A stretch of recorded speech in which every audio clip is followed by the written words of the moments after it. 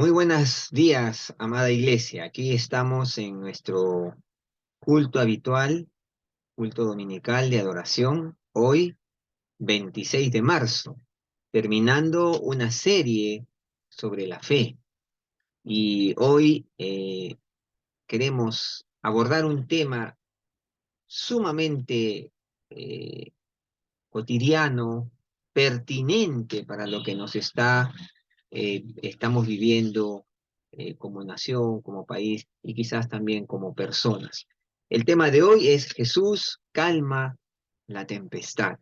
Un pasaje que conocido de los evangelios y donde nosotros podríamos titularlo Cristo fuente de paz en medio de la dificultad. Vamos a leer el pasaje en el que vamos a estar meditando en esta mañana. Busquen por favor en el Evangelio de Mateo, capítulo 8, versos 23 al 27.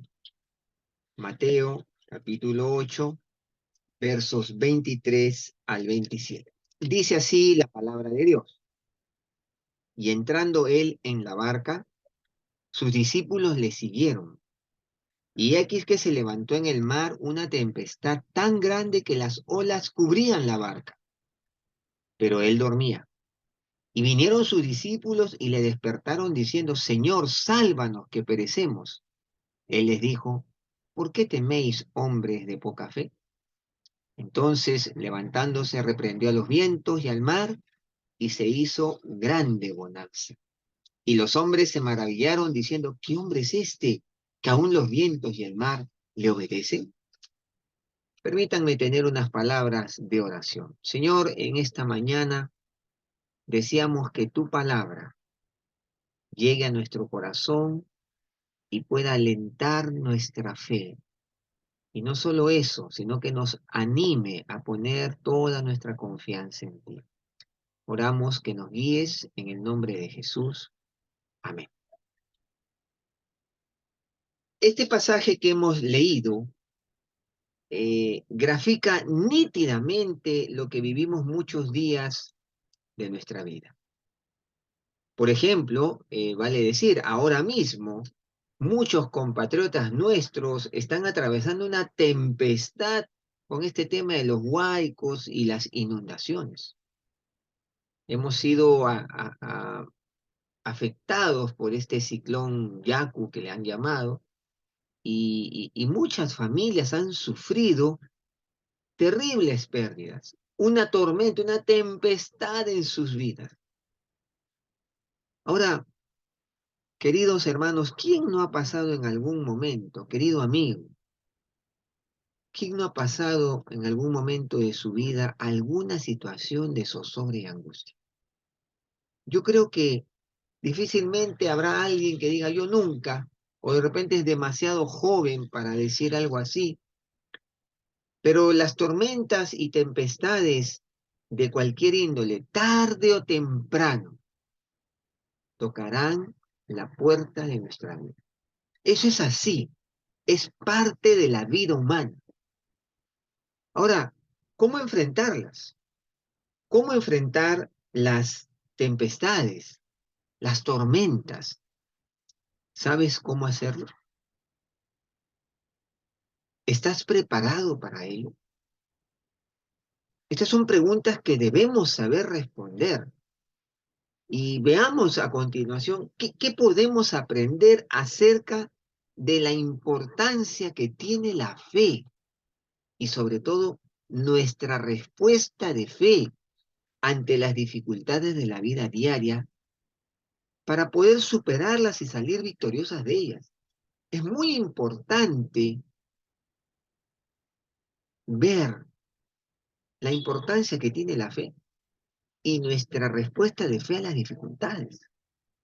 Ahora, yo quiero aclarar algo aquí antes de abordar este tema.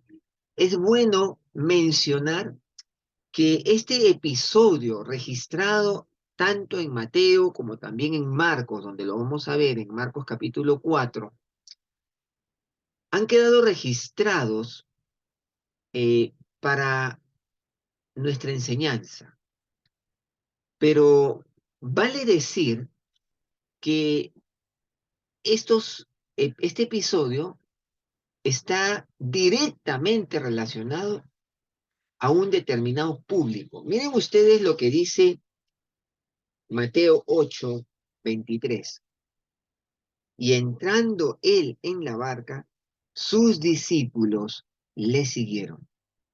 Este detalle es muy importante porque este episodio del Evangelio está íntimamente relacionado a los seguidores de Jesús. Ahora, hay 3 o 4 categorías de discípulos que se podrían mencionar. Un primer discipulado, un primer discípulo, como dicen algunos, es aquel que bueno, sigue a Jesús porque lo ve atractivo, interesante, le llama la atención lo que dice, un tipo singular, bueno, ya. Pero hay un segundo nivel de discipulado, que es aquel que es atraído por lo que Jesús hace, por lo que Jesús ofrece.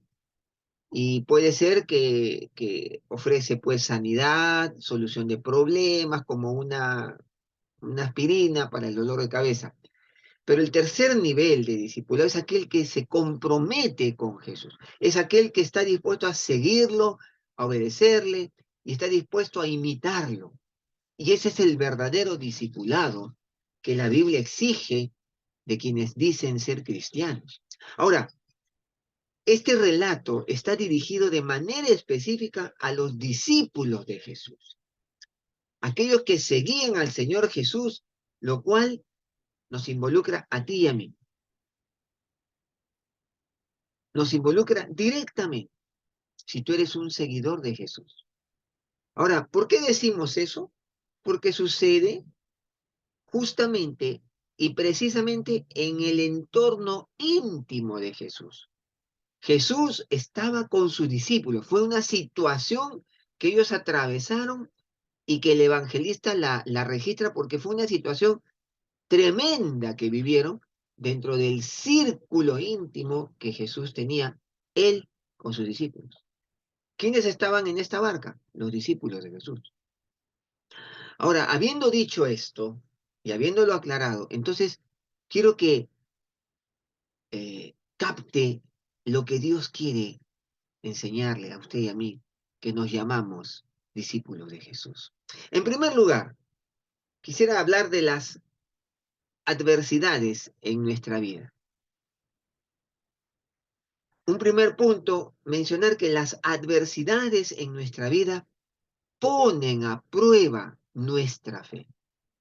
Toda adversidad en nuestra vida pone a prueba nuestra fe en el Dios en el cual decimos creer, nuestra fe en Jesús. Miren ustedes allí en Mateo 8:23, y entrando él en la barca, sus discípulos le siguieron, y miren, y he aquí que se levantó en el mar una tempestad tan grande que las olas cubrían la barca, pero él dormía. Ahora, discípulos se enfrentan a un fenómeno allí en el mar de Galilea que no era desconocido. Para ellos no era desconocido. No era poco común en el mar de Galilea. Dicen los entendidos que por la geografía de esa zona, los vientos y tempestades en este lugar eran muy frecuentes y, por lo general, poco previsibles. De tal modo que las embarcaciones que podían estar en un día muy bonito, de mucha tranquilidad, disfrutando de la pesca y del trabajo de la pesca, de pronto podían ser azotadas por los vientos encontrados que ahí se registraban. Y hermanos queridos, queridos amigos que hoy nos escuchan, algo parecido sucede a la vida misma. En la mayoría de las veces, nadie puede prever una situación adversa. Estas simplemente se presentan sin aviso previo, no nos mandan una notificación por el celular, y nos generan un nivel de angustia e incertidumbre desmedido. Nos generan una angustia tremenda. Así es la vida.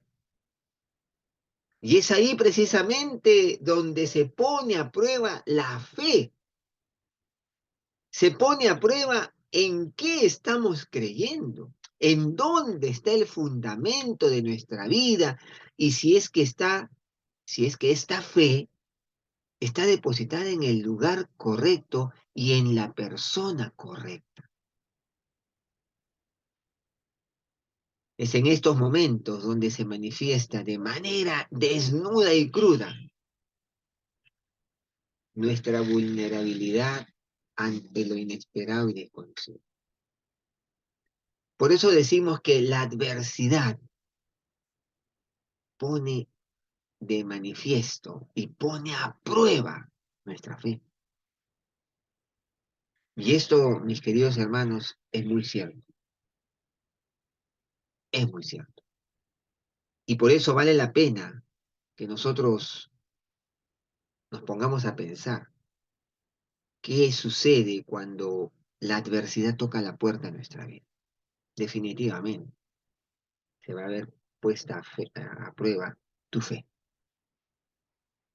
tus fundamentos. ¿Sobre qué está fundamentada tu vida? El salmista en el Salmo 11 va a decir, cuando los cimientos son destruidos, ¿qué ha de hacer de él? ¿Qué ha de hacer el justo?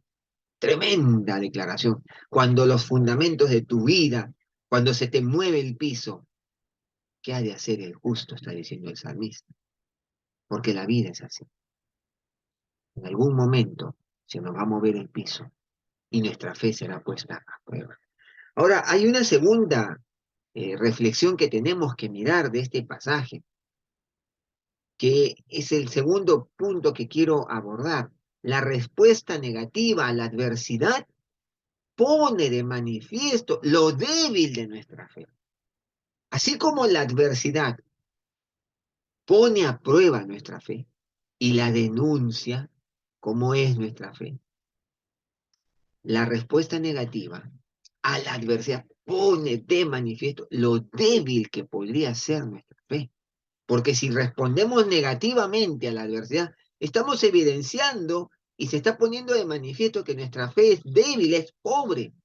Y miren ustedes lo que sucede. Vamos ahora a Marcos. Me gusta mucho el pasaje de Marcos, capítulo 4, que narra este mismo episodio. Y miren ustedes lo que dice Marcos allí en el 4:35. Dicen aquel día cuando llegó la noche les dijo pasemos al otro lado y despidiendo a la multitud le tomaron como estaba en la barca. Y bueno, dice 37. Pero se levantó una gran tempestad de viento. Y miren que Marcos da detalles más precisos. Y echaba las olas en la barca de tal manera que ya se anegaba. Y miren lo que dice el 38 en su segunda parte. Y le dijeron, maestro, ¿no tienes cuidado que perecemos? Y Jesús en el 40 le dije, ¿por qué estáis así amedrentados? ¿Cómo no tenéis fe? Y Mateo va a decir que Jesús de pronto se levanta y dice, ¿por qué teméis, hombres de poca fe? Y miren, los discípulos de Jesús ante la inminente tempestad entran inmediatamente en pánico. Ahora, miren hermanos, estos discípulos no eran novatos, neófitos en la tarea de la pesca. Ellos sabían cómo era la faena de pesca, sabían de de las demandas, de las tempestades, de los vientos, y sin embargo lo que estaba pasando era grave. Marcos va a decir la situación como era. Marcos va a decir que de pronto se levanta la tempestad, ellos han hecho todo lo que estaba a su alcance y cuando ya no podían más, le dicen, maestro, ¿no tienes cuidado que perecemos? Lo despiertan a Jesús. Ahora, esto es bien interesante, porque dicen de que Marcos dice, y él estaba en la popa durmiendo sobre un cabezal. Ahora, la tempestad, ¿qué generaba? Olas. Ahí dice que se levantó una gran tempestad de viento y echaba las olas en la barca. O sea, Jesús de todas maneras estaba mojado. Y Jesús no se despierta a pesar del movimiento y del agua, probablemente porque Jesús estaba profundamente agotado de la tarea, del trabajo, de la evangelización, de la predicación. Pero los discípulos no es que de pronto se levante el mar y ellos responden y dicen, Señor, mira, no, no. Ellos hicieron todo lo que estaba a su alcance y cuando vieron que ya la cosa no iba más y que iban a naufragar, es que van a Jesús. Y van a Jesús desesperadamente, Señor, no tienes cuidado que perecemos.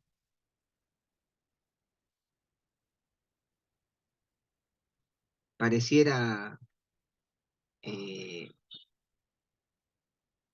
una respuesta como la que muchas veces nosotros tenemos ante la adversidad. Sin embargo, cuando despierta Jesús es muy curioso lo que sucede. Miren lo que dice Mateo. Jesús se despierta y les dijo, ¿por qué teméis hombres de poca fe? Lejos de que Jesús se despertara y le dijo, ya muchachos, calma, no se preocupen. Jesús les llama la atención, los reprende y les dice, si bien con amor, pero les llama la atención, hombres de poca fe, hombres de fe débil, endeble. Ahora, ¿qué puso de manifiesto este veredicto de Jesús? La respuesta que ellos tuvieron ante la adversidad, ante los problemas y dificultades. Ahora, hermanos, yo me ponía a pensar y decía, pero no era justo, no era normal, natural que estos hombres estén asustados por lo que sucedía. Sí, sí lo era.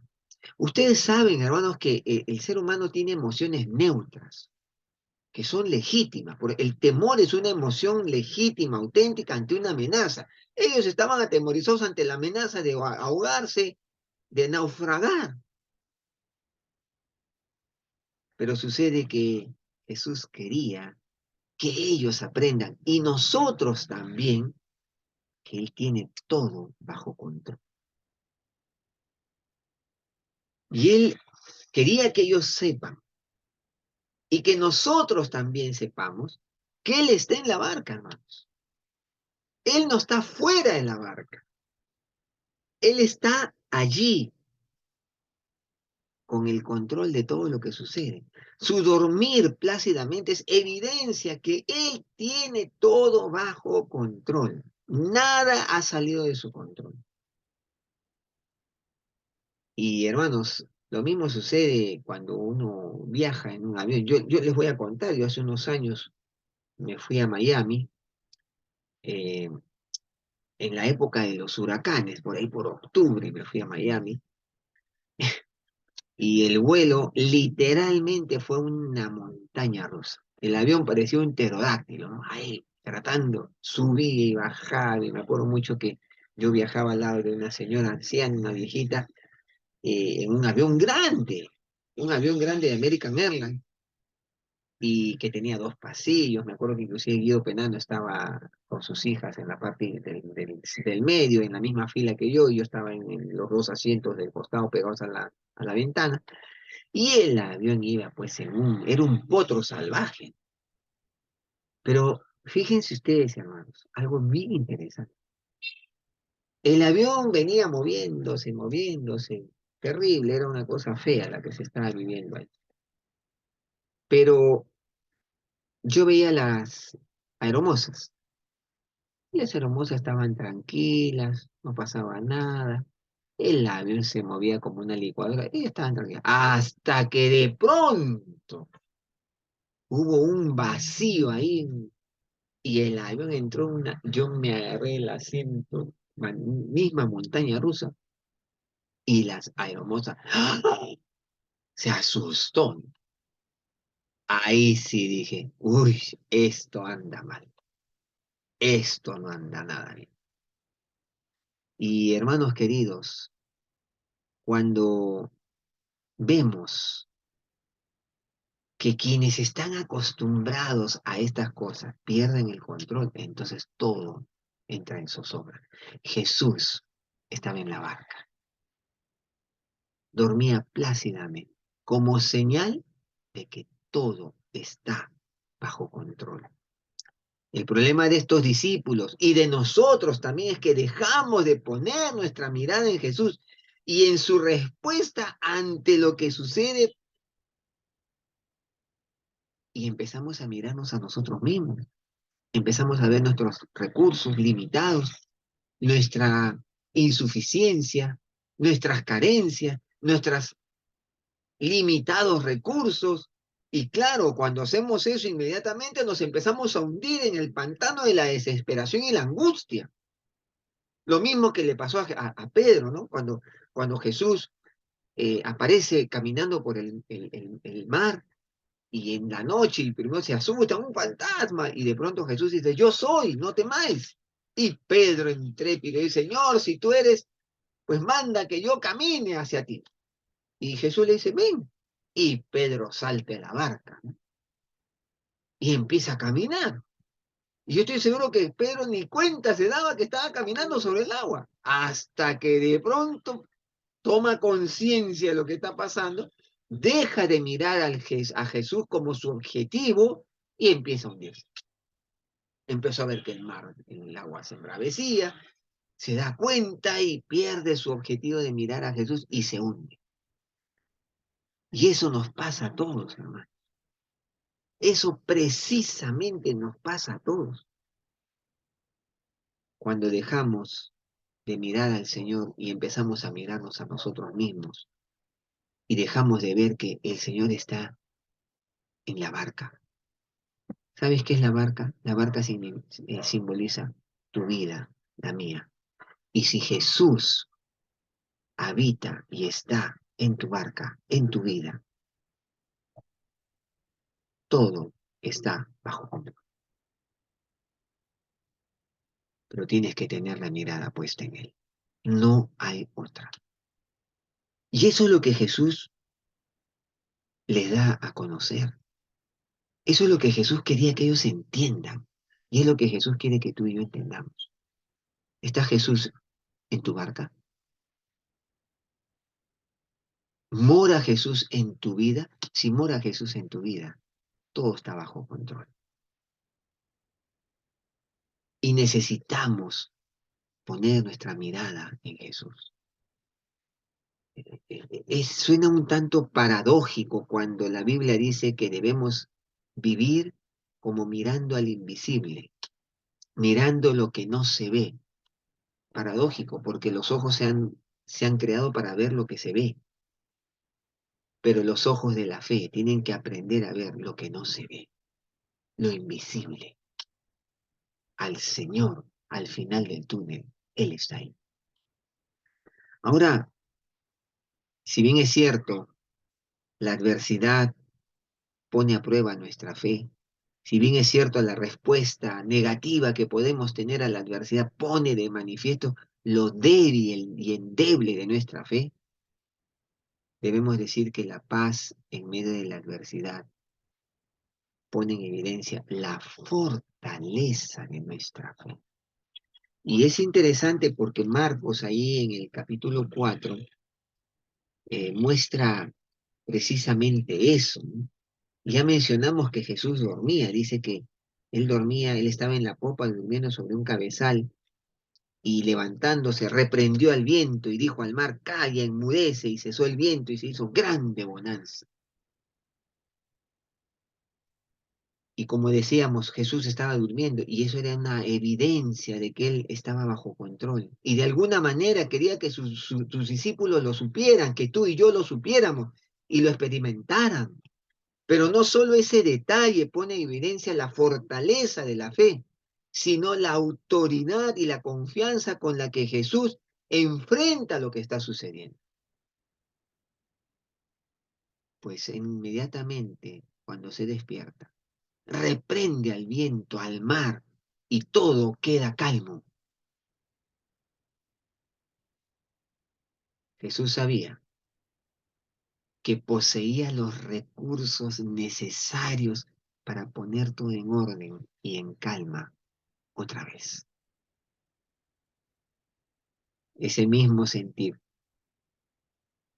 quiere el Señor Jesús que tengamos y cultivemos en nuestro ser, tú y yo. Y de esta forma, mi querido hermano, poder confiar en su total poder y su total suficiencia.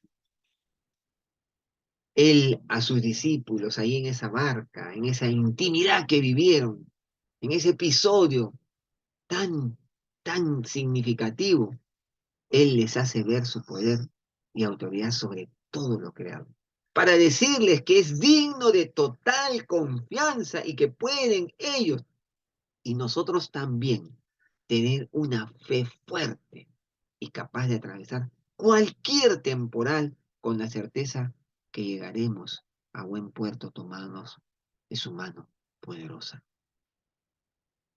Sí, mis queridos hermanos, ¿sabes? La adversidad robustece nuestra fe. Permíteme contarte algo. Hace unos años, una hermana nuestra de nuestra iglesia de Lince, yo la conocí en una situación dura, difícil, triste. Ella cuando gestaba a su niña de 6 meses, siendo joven, llena de vida, con dos hijos, uno de 11 y otro de 9, eh, pierde a su esposo de un infarto súbito, jóvenes. Y fue pasando el tiempo y yo trabajaba en un ministerio de adolescentes en la iglesia de Lince, y entonces tuve la oportunidad de a sus hijos menores verlos en los adolescentes entre los 12, 13 años, y los tuve en mi grupo de jóvenes y tuvimos la oportunidad de estar allí, de discipularlos, de apoyar esta situación adversa que ella había vivido, la viudez y luego el nacimiento de su niña. Y bueno, luego nosotros salimos a trabajar a otra iglesia y un buen día cuando ya los mayores ya uno tenía 18, el otro 21. Yo me entero, en el periódico sale en primera plana y sale joven de 18 años, muere al salvar a su hermanita de un incendio. Y cuando leo esto, me quedo consternado porque era el hijo de esta hermana que había perdido a su esposo en un infarto súbito.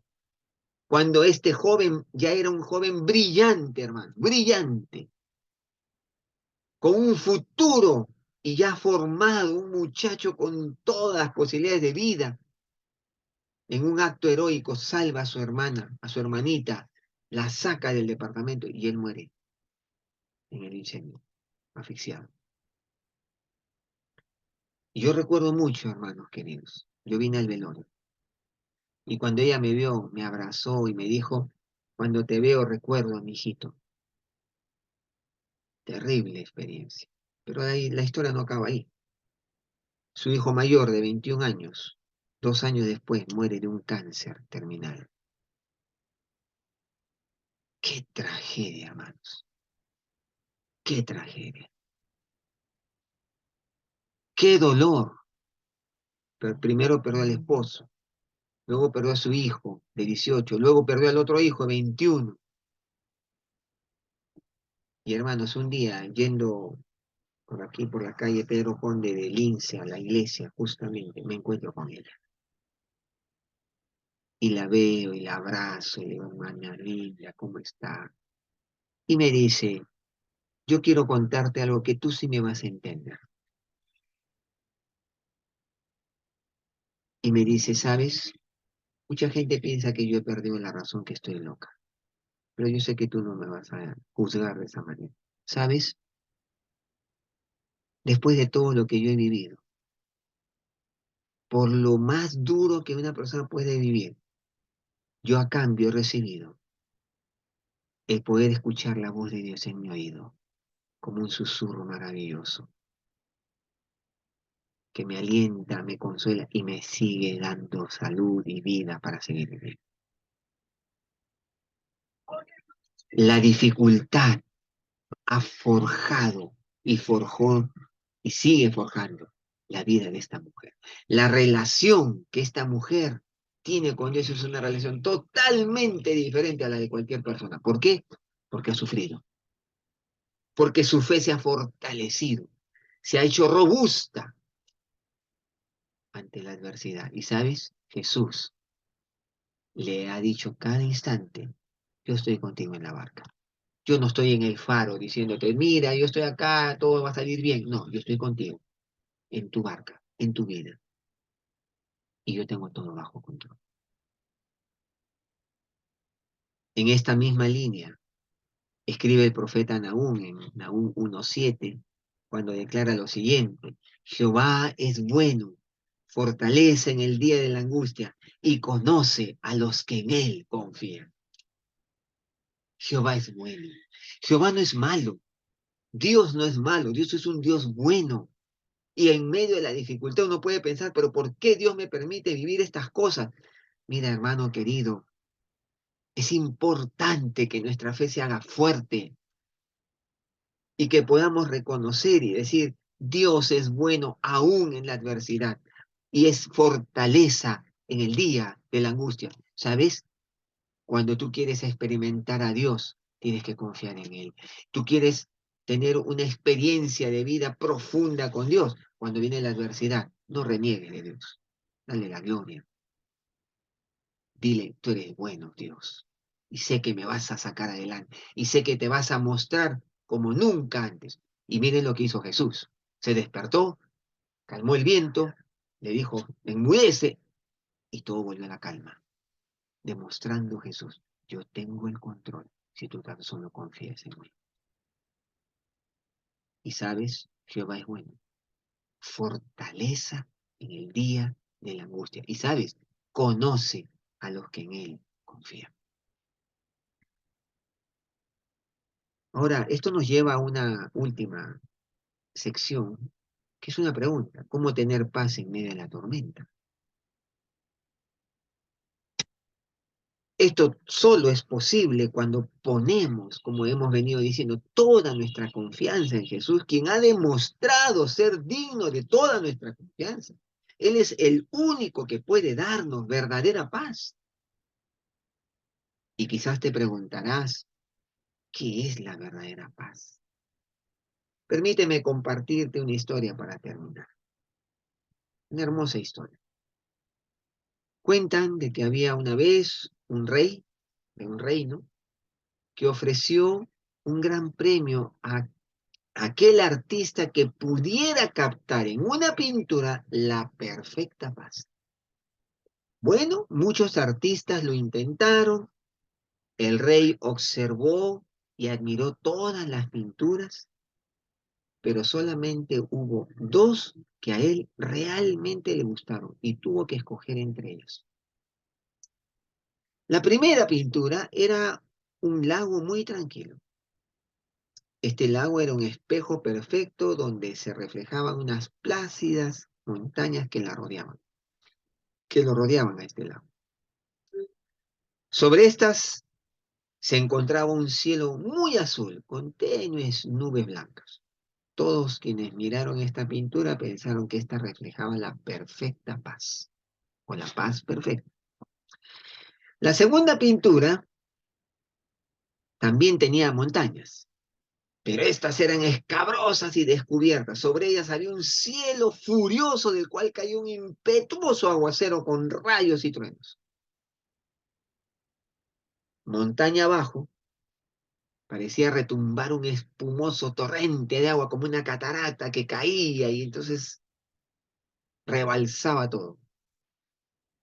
Todo esto no se revelaba, evidentemente, para nada pacífico. Era todo un espectáculo impetuoso, temeroso. Pero cuando el rey observó cuidadosamente, vio tras la cascada un delicado arbusto creciendo en una grieta de la roca. En este arbusto se encontraba un nido.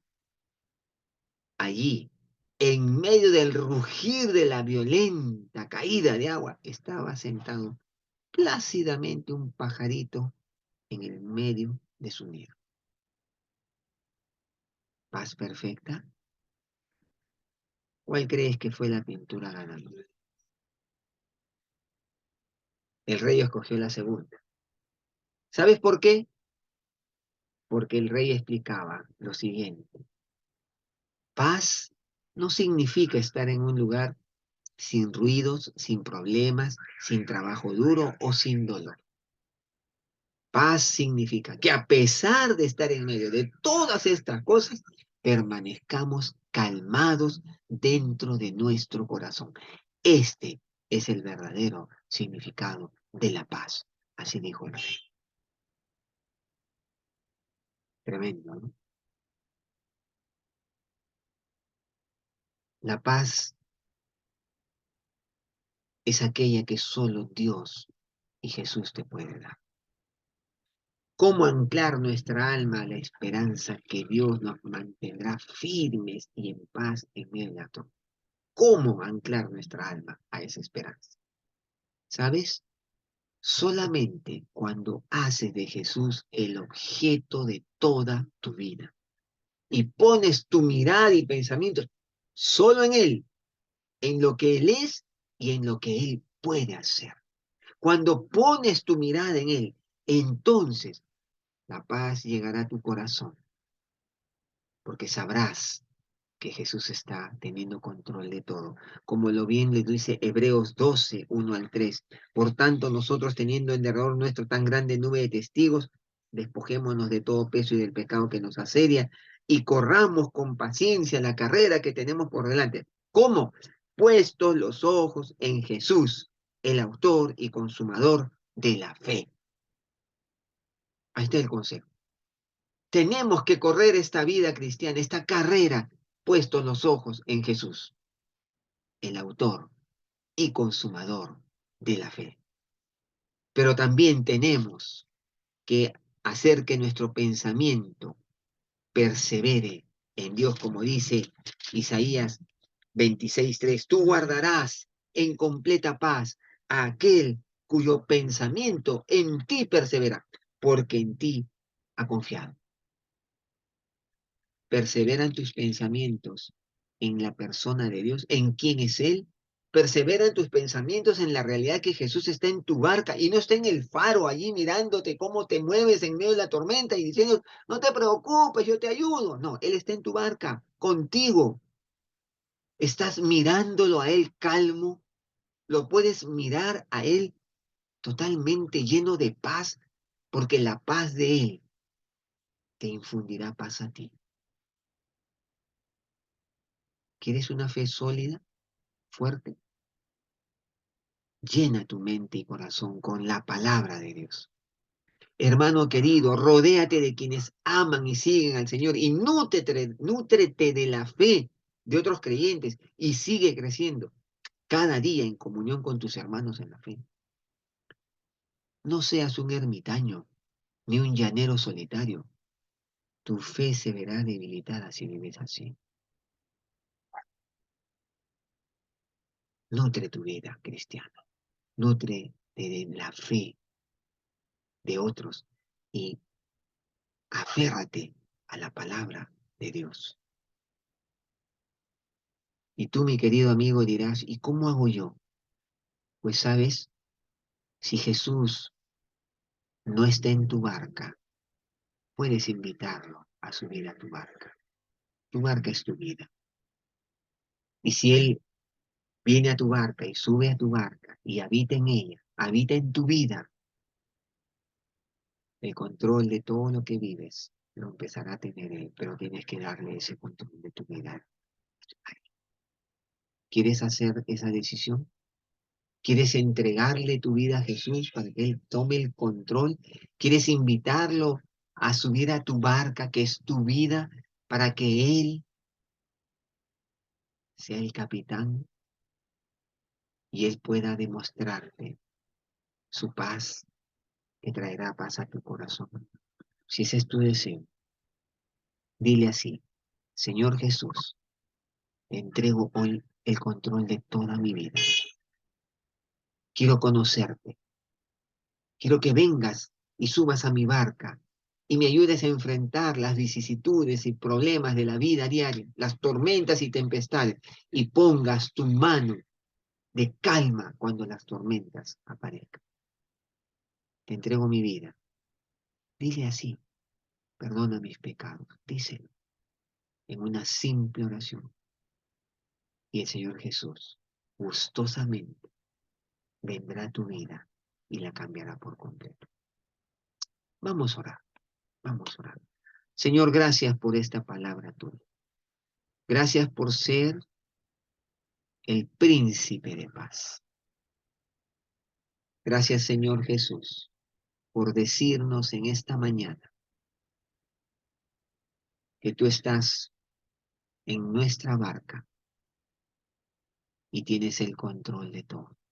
Y nos llamas y nos desafías a poner toda nuestra confianza en ti, aún en medio de las más difíciles circunstancias, porque tú en su momento te levantarás y reprenderás al viento, al mar, a las olas, y todo volverá a la calma, porque tú eres el Señor de señores y Rey de reyes, cuya autoridad tiene todo bajo la planta de sus pies.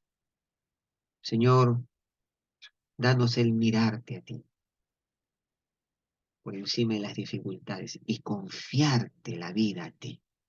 Oramos por quienes quieren tomar esa decisión, para que tú vengas a sus vidas y les demuestres que la paz tuya es lo más preciado que podemos recibir.